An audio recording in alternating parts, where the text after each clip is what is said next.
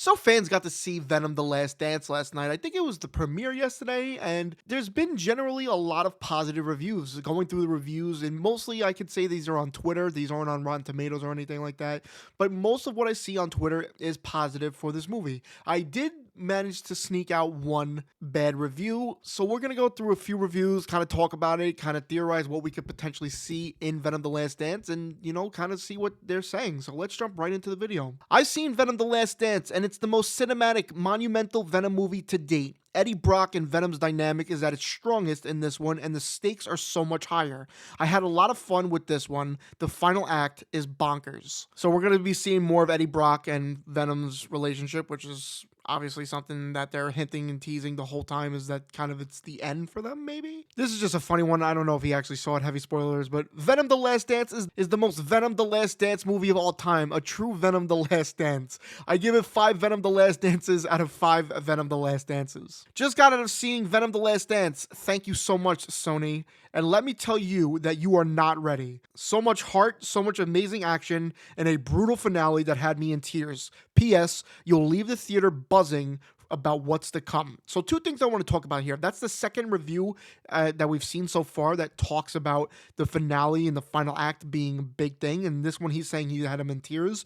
And now we're seeing something about how we're going to be buzzing for something to come. And obviously this probably has to do with Null, with Spider-Man and Null the symbiote god. But this is really interesting, and I want to kind of bring that up because I really feel like there's going to be some big things with Null coming ahead. Venom: The Last Dance is a wacky buddy road trip that stretches its PG-13 rating as far as it will possibly go. Simply put, Venom 3 is classic guilty pleasure cinema. Turn your brains off and let Venom snack on them. We're going to see a lot of reviews that this is kind of a buddy cop movie, which is perfectly fine. I love that between these two. Just saw Venom: The Last Dance, and it's a total blast. There are lots of references to the symbiote lore that will wow fans. Great cinematic actions, lots of funny moments, and amazing chemistry between the main characters. Don't miss it, October 25th. Venom: The Last Dance isn't just fun, it's the best Venom movie by far. It's the funniest, most emotional, best story, and it takes the silliness we love and fully embraces it full force.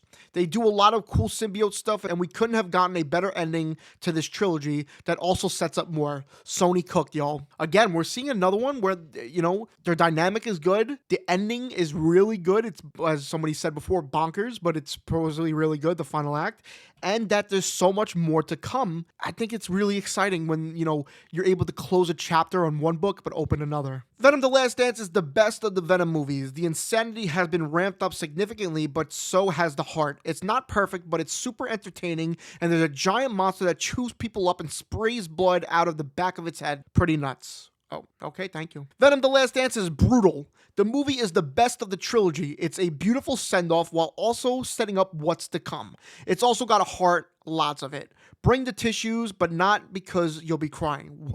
What does that mean? Now, here's the one that I said before. We'd had to sneak in at least a bad review, right? I think Venom: The Last Dance is the best of the 3, while still being incredibly bad. It's bizarre and watchable because it's willing to try anything. Symbiote fish? Sure. Miss Chen dance sequence? Why not? I laughed a few times, but this trilogy accomplished very little. Sigh. Now, maybe he's telling the truth, maybe he's not, but it's interesting. Maybe it's just not something he really expected from kind of a Venom movie or like the Venom trilogy that this type of Venom kind of character would be. Venom: The Last Dance is the most entertaining of the trilogy. It's largely a funny and sweet road trip with Eddie and Venom living their Thelma and Lois fugitive dreams, including car karaoke and dog rescuing. You might even find yourself getting emotional. I recommend. Just finished Venom: The Last Dance. What a ride. It wraps up the trilogy nicely. While it's not my absolute favorite of the 3, it's still a solid good time. If you're into the series, definitely give it a watch. Plenty of action, humor, and that classic Venom vibe. And the final one, Venom: The Last Dance might not be a great film overall, but it still manages to be the best of this trilogy that wasn't really able to accomplish a lot. Extremely fun sequences, and Eddie's relationship with Venom still being a standout, a satisfying end for this trilogy. I guess you could say that's a bad review too, but it seems like it's more of a middle of the ground review. But you know what? I know you got to take these with a grain of salt because they just saw the premiere and they're excited and everything.